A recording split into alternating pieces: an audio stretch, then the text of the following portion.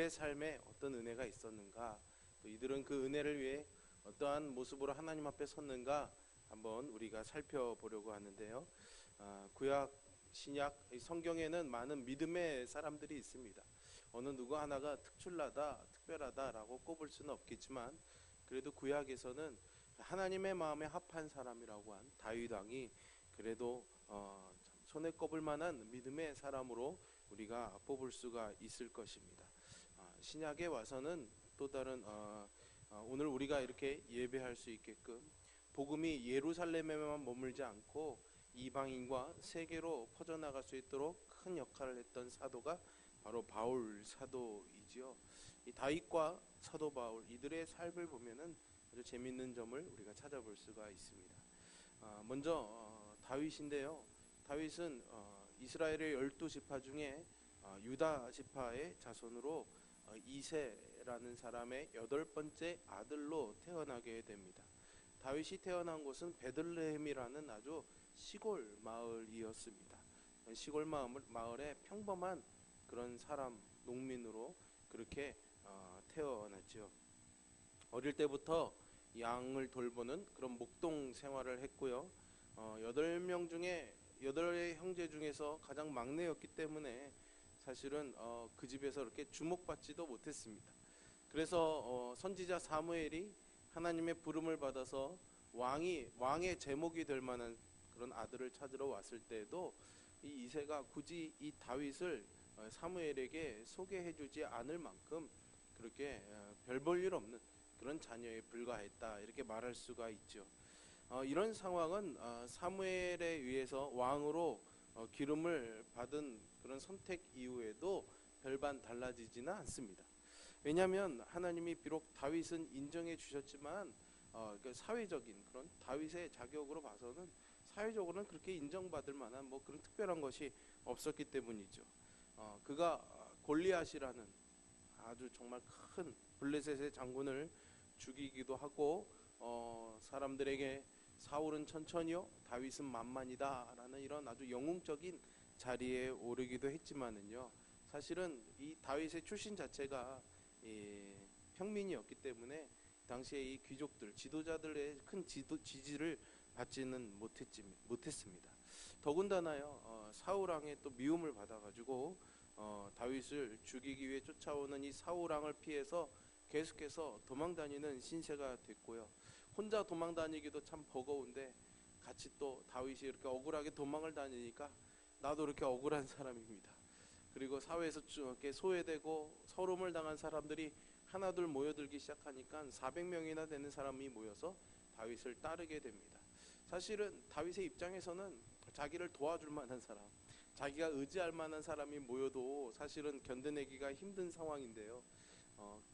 오히려 자기가 돌봐줘야 되고 지켜줘야 되는 사람들이 자꾸만 모여들었던 거죠.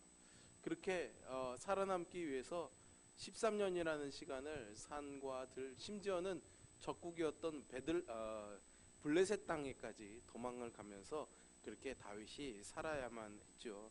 이런 다윗의 인생을 살펴보면은 사무엘을 만나기 전 17년은 뭐 형제들에게 인정도 받지 못한 채로 양이나 돌보는 그런 목동이었고, 그 후에 13년의 삶은 또 왕을 피해서 도망다니는 그런 도망자의 신세로 살아야만 했던 거죠. 그런데 놀라운 것은 그 어떤 환경과 상황도 그렇게 도와주지 않고 받쳐주지 않는 이 다윗이 30여 년의 시간을 지낸 이후에 그가 결국 이스라엘의 왕이 되게 됩니다. 왕족도 아니었고요, 자기를 지지해주는 세력도 크지 않았습니다. 군대를 따로 갖고 있는 것도 아니었고 재력을 따로 갖고 있는 것도 아니었지만 그가 왕이 된 것은 하나님의 은혜였던 것이죠. 그리고 그 다윗의 이름이 성경에, 그리고 오늘 믿는 사람들의 입에 수없이 회자되고 있는 것이죠. 또 다른 사람인 바울은 어떻습니까? 이스라엘 12지파 중에 가장 막내 지파였던 베냐민 지파의 자손으로 태어납니다. 다윗은 시골 마을에 아주 평범한 존재로 태어났지만 신약 시대에 이 복음을 전한 사도 바울은 아주 또 태어난 환경이 아주 좋습니다. 그래도 길리기아 지방이라는 아주 큰 지역의 중심 도시 역할을 하고 있는 다소라는 지역에서 아주 유복한 집안에서 태어납니다. 그리고 당시로서는 그 당시의 사람들이 신분으로서는 이만한 게 없다라고 생각할 만한 로마 시민권을 가지고 태어나게 되죠. 뿐만 아니라 그렇게 교육이 이렇게 전반적으로 이렇게 골고루 혜택을 볼 수 없었던 그런 시대에 사실은 글을 배우기도 쉽지 않은 그런 시대에 가말리엘이라는 아주 훌륭한 랍비에게서 유대의 선진 교육을 받을 수가 있었죠. 그렇기 때문에 이 바울은 유대인의 미래를 짊어지고 갈 엘리트로 주목을 받았던 인물입니다. 이런 경력과 출신 성분에 비해서 사실 하나님과 교회의 입장에서는 바울이 그렇게 달갑지가 않았죠. 우리가 지금 바울로 부르고 있지만 그가 예수님을 만나기 전에 사울이란 이름으로 불릴 때에는 그가 이 정통 유대주의자로서 사실은 예수님을 믿는 사람들, 그리스도인들을 핍박하던 사람이었습니다. 스데반이 순교당할 때에 가장 앞에 나서서 돌을 던지고 사람들을 선동했던 사람이 바로 이 바울이었던 사울이죠. 또 기독교인들을 잡아 가두는 일에 가장 앞장섰습니다. 그래서 다메섹이라는 아주 먼 도시까지 여행을 하면서 기독교인을 잡는 일에 혈안이 되어 있었던 사람이죠. 그렇기 때문에 이러한 그의 삶 행동들을 본다면은 사실은 그가 하나님의 은혜를 입는다라고 생각하는 것은 사실 어렵습니다. 하나님 반대편에 있었기 때문에, 교회를 핍박했기 때문에 오히려 하나님의 심판을 받아야 될 사람이 아니었을까요? 그런데 하나님은 그에게 은혜를 베풀어 주셨습니다. 그리고 그도 하나님의 은혜를 입었던 것이죠. 그리고 오늘날 우리가 신약 성경 27권 중에 무려 13권이나 되는 성경의 말씀들이 바울의 손에 의해서 쓰여지고 2만여 킬로를 선교 여행을 다니면서 많은 교회들을 세운 이방인에게 복음을 전한 선교사로서 우리에게 회자되는 신약의 핵심 인물이 되죠. 우리가 지금 살핀 이 성경의 두 인물의 공통점이 뭐가 있을까요, 여러분? 사실 우리가 보기에는 태어난 환경이나 사회적인 그런 삶이나 어떤 종교적인 그런 과정에도 전혀 공통되는 점을 찾아보기가 어렵습니다. 이 전혀 다른 환경과 삶을 살았던 이 두 사람의 인생에 하나님의 은혜가 머물게 했던 이유는 뭘까요? 사실 이 두 사람에게서 우리가 찾아볼 수 있는 공통점은 그들이 하나님 앞에 설 때에 자기의 참모습을 숨김없이 하나님 앞에 드러내는 사람이었다라는 거죠. 오늘 본문은 우리가 그것을 발견하게 합니다.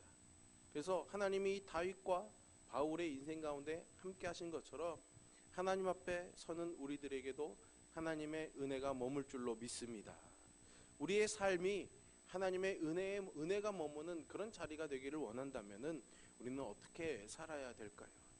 하나님의 은혜가 머무는 그 첫 번째 장소는 내가 아무리 부끄럽고 초라하더라도 하나님께만은 벌거벗은 내 모습을 솔직하게 보이는 그런 자리에 있어야지 됩니다.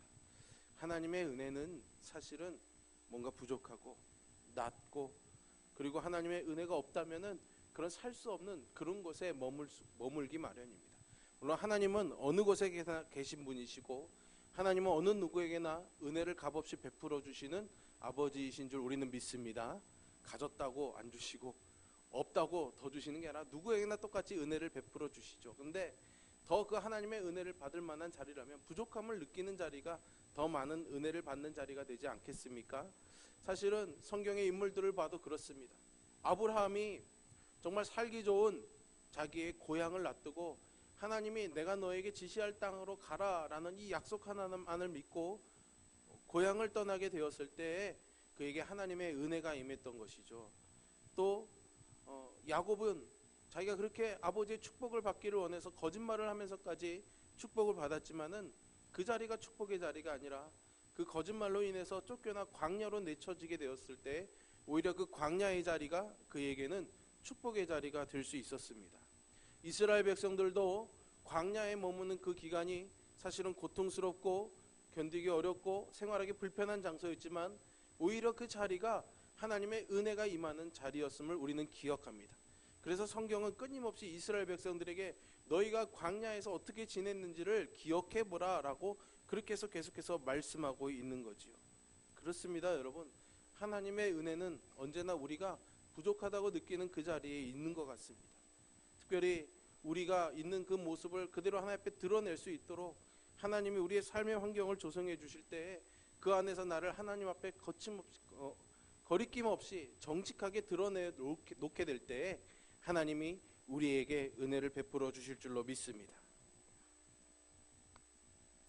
그 은혜가 임하는 자리에는 하나님의 은혜를 구하며 내 모습이 있는 그대로 부끄럽지만 뭔가를 나를 가리려 하지 아니하고 솔직한 고백 앞에 하나님 앞에 나오는 그런 사람이 있는 자리이지요. 하나님의 은혜는 하나님 앞에서 있는 척, 아는 척, 괜찮은 척 그렇게 숨기는 사람이 머무는 곳이 아닙니다. 하나님의 은혜는 솔직한 우리의 고백 안에 머물게 되는 줄로 믿습니다. 사실은 우리가 하나님 앞에 서게 될 때 우리는 뭔가를 자꾸만 가리고 싶어 합니다. 이게 사실은 죄의 본성입니다. 죄의 악함이 우리에게 있기 때문에, 연약함이 있기 때문에 사실은 하나님이 그것을 용서해 주시고 우리의 약함을 탓하지 않으시지만은 언제나 하나님 앞에 설 때 우리는 그것을 사실은 좀 가리고 싶어 합니다. 대표적인 모습이 창세기의 아담과 하와의 타락의 모습이죠. 아담과 하와가 하나님이 지으신 동산에서 정말 자유롭게 거닐며 하나님과 교제하는 삶을 살았지만 결국 그들이 사단의 유혹에 빠져서 하나님 앞에 범죄하게 되었을 때 그들이 어떻게 됩니까? 자기들이 벗은 것을 부끄럽게 여겨서 어떻게 합니까? 무화과 나무 잎으로 자신의 몸을 가리고 숨지 않습니까? 그게 죄의 본성입니다. 우리도 사실은 하나님의 자비하심, 하나님의 긍휼하심, 하나님의 사랑을 알고 있지만 우리 안에 있는 그 부끄러운 민낯을 보면은 사실은 자꾸만 무언가로 무화과 나무 잎과 같은 것으로 가리고 싶어 하는 거죠. 결국 그것은 하나님에게서 우리가 돌아서게 하고 하나님에게서 우리가 피하도록 만들어 버립니다.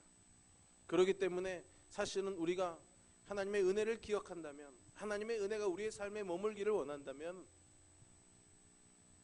말라 없어져 버릴 무화과 나무 잎으로 언젠가는 드러나게 될 그런 것들로 우리 자신을 가리우려 하기보다는 있는 모습 그대로 하나님 앞에 서야 되는 것이죠. 여러분들이 하나님을 만난 경험이 있으시지 않습니까? 그런 하나님을 만난 그 첫 번째의 경험이 어떤 모습이었는지를 한번 기억해 보시기를 바랍니다. 무언가 자랑스럽고 뭔가를 잘 이루었을 때 보기보다는 언제나 내 모습이 하나님 앞에 다 드러나고 벗겨졌을 때가 아닐까요? 상처받고 정말 고름이 막 쏟아져 나오는 것처럼 그렇게 약해 보이고 그런 연약한 모습의 우리들이 하나님 앞에서 그 가리워진 것을 벗겨지게 될 때에 사실은 우리는 하나님의 은혜를 맛보게 되는 줄로 믿습니다. 바울은 그것을 알았습니다. 사실은 바울도 하나님의 교회를 핍박하던 사람이지 않았습니까? 사실은 그것이 바울이 복음을 전하는 사역을 하면서 얼마나 그의 마음에 큰 걸림돌이 되고 마음에 큰 무거운 짐이었겠습니까? 그리고 기왕이면 그것을 얼마나 감추고 싶었겠습니까? 복음을 전하려고 할 때마다 사람들이 당신 그때 우리를 죽이려고 했던 사람 아니요?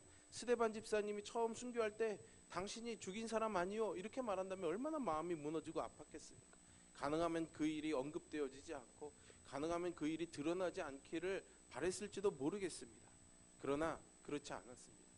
그는 그런 것을 가리기보다 하나님 앞에 드러내게 될 때 더 큰 은혜가 임한다는 것을 알기 때문에 오늘 본문에서 고백하고 있는 거죠.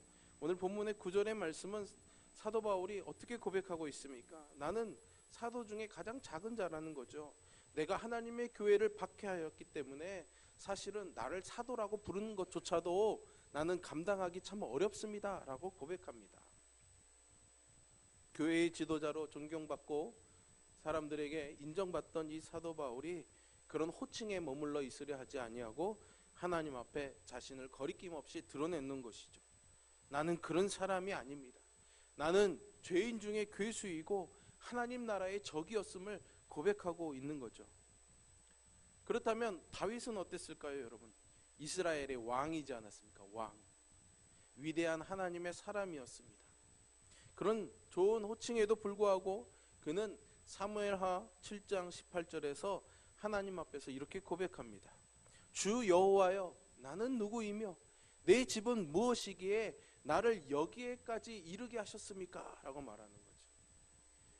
임금이 되고 왕이 되고 이제 나라가 어느 정도 자리를 잡고 하나님 나라다운 이런 모습을 갖춰가면서 다윗이 정말 내가 멋진 왕이었구나 이렇게 말하는 게 아니라, 하나님 내가 어떤 사람이기에, 사실 내가 무슨 존재라고 나를 오늘 이곳까지 이르게 했습니까?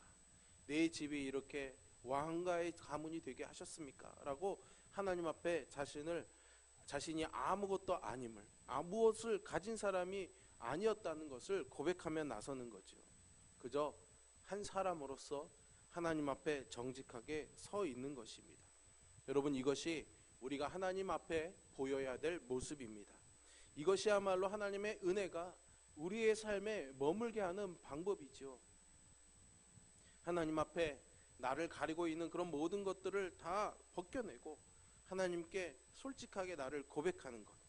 아프면 아픈 대로, 기쁘면 기쁜 대로 하나님 앞에 나를 더하지도 않고 빼지도 않고 보여드리는 것이야말로 하나님의 은혜를 우리 안에 머물게 하는 최고의 길인 것입니다.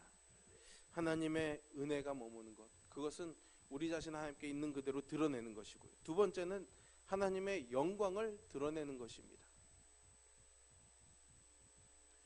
나 자신이 앞서는 것이 아니라 하나님이 앞서야지 되는 것이죠. 사람의 마음이 참 간사하고 참 그런 게요, 좋은 일에는 항상 내가 1번입니다. 내가 항상 나 때문에, 내가 했기 때문에 라는 것이 1번입니다. 그런데 나쁜 일, 실패한 일, 실수한 일에는 내가 없습니다. 항상 누구 때문에, 뭐 때문에, 이런 이유들이 많이 붙게 되지요. 아이들을 양육하다 보면은, 그저 여러분들도 많이 자녀들을 키워보셨겠지만, 자녀들을 키우다 보면은 아이의 교육이나 성격의 문제들, 뭐 그런 인격의 문제들로 인해서 부부간의 갈등과 싸움이 일어날 때가 가끔 있습니다. 근데 사실 싸우시는 내용을 잘 들어보면은 그 아이가 성적이 나빠서라든가 뭐 성격이 안 좋아서 그 문제를 갖고 싸우는 게 아닙니다. 말 한마디 때문에 싸우죠. 뭐 때문에 싸웁니까? 얘가 도대체 누구를 닮았길래 이러냐. 저희 집이 그렇다는 얘기가 아닙니다. 여러분 오해하지 마십시오. 누구를 닮았기 때문에 그러냐. 그러니까 뭡니까? 나 때문이 아니라 누구 때문이다? 당신 때문이다. 뭐 이렇게 남에게 탓을 하기 때문에 이런 싸움이 일어나게 되죠. 우리 신앙생활에도 그렇습니다, 여러분. 사실은 좋은 일이 있으면 하나님 때문이라고 감사하고 말은 하지만 사실 마음은 그 속엔 그래 내가 그래도 이만큼 했으니까 라는 생각이 많이 들지 않습니까? 또 뭔가 안 좋은 일이 있으면 내가 참 많이 부족하구나 라기보다는 하나님 왜 이러십니까? 이러면서 하나님 탓을 하기도 하고 사람 탓을 하기도 하고 환경 탓을 하기도 합니다. 그래서 그런 모습 때문에 사실은 하나님 앞에 우리의 있는 모습 그대로 드러내기가 참 어려운 거죠. 근데 바울은 어떻습니까? 오늘 10절의 말씀을 보면 바울이 이렇게 고백합니다. 내가 나 된 것은 하나님의 은혜로 된 것입니다. 내가 다른 사도들보다 더 많이 수고하였지만 그것은 내가 한 것이 아니고요, 오직 나와 함께 하신 하나님의 은혜 때문입니다 라고 말하고 있는 거죠. 그러면 나의 나 된 것이 하나님의 은혜라고 선포한 이 바울의 실제 삶이 어땠을까요, 여러분? 바울이 예수님을 만나고 복음을 전했던 거리가 얼마인지 아십니까, 여러분? 그가 복음을 전하기 위해 다닌 거리가 약 2만여 킬로미터 정도 된다고 보통 성경학자들이 추측을 합니다. 이 거리가 얼마큼인지 여러분 실감이 별로 안 되시니까 그냥 이러고 마시는 것 같은데요. 2만 킬로면 서울에서 부산을 왕복을 25번 이상을 해야지 됩니다. 굉장히 먼 거리죠. 그것도 지금처럼 버스나 비행이나 좋은 교통수단이 있는 것도 아니고 걸어 다니거나 기껏해야 짐승을 타고 다녀야 되는 그런 상황이었는데 말이죠. 그런 먼 거리를 다닌 것만으로도 끝이 아닙니다. 복음 때문에 그는 매도 많이 맞고 다녔고 그가 타고 가던 배가 난파당하기도 했고 맞아서 죽을 지경에 이르기도 하고 수없는 위험을 겪으면서 다닙니다. 그렇게 노력하고 수고했음에도 불구하고 그의 고백은 놀랍게도 이 모든 것들이 하나님의 은혜 때문입니다 라고 고백하고 있는 거죠. 자신을 충분히 드러내놓고 내가 이만큼 수고했다, 나만큼 이렇게 열심히 한 사람이 어디 있느냐라고 내세울 수도 있었지만 내가 이렇게 할 수 있었던 것은 하나님의 은혜 때문이었다라고 고백하고 있는 겁니다. 다윗도 마찬가지입니다. 가장 위대한 왕이 되었습니다. 이스라엘 역사에 다윗만한 왕이 없습니다. 그런데 그 다윗이 시편 23편 5절에서 이렇게 고백하죠. 주께서 내 원수의 목전에서 내게 상을 차려주시고 기름을 내 머리에 부으셨으니 내 잔이 넘칩니다. 다윗이 강한 나라를 만들기 위해서 얼마나 수없이 많은 전쟁과 싸움을 하며 이겨내겠습니까? 많은 승리를 이루었겠지요. 그러니까 백성들이 다윗은 만만이고 사울은 천천히다 라는 칭찬까지 했던 것입니다. 그런데 다윗은 이 시편의 말씀에서 원수들 앞에서 내게 상을 차려주신 분이 누구시라고요? 하나님이시다. 원수들이 내 앞에서 굴복하게 하신 것은 하나님이시다. 그러니 하나님이 하신 일이니까 나는 만족합니다. 내 잔이 넘칩니다. 이렇게 고백하고 있습니다. 역대상 17장에 보면은요, 그 앞에 16장까지 다윗이 법궤를 이제 비로소 예루살렘으로 모셔오게 됩니다. 그러면서 너무나 감사하고 감격합니다. 그럴 때 하나님께서 선지자 나단을 다윗에게 보내서 앞으로 하나님이 이 다윗과 다윗 가문에게 어떻게 일하실지, 다윗이 세운 이 나라를 얼마나 든든하고 견고하게 세우실 것인지를 말씀해 주십니다. 다윗의 입장에서는 굉장히 감사하고 감격스럽겠죠. 그러면서 그 뒤에 감사의 기도를 합니다.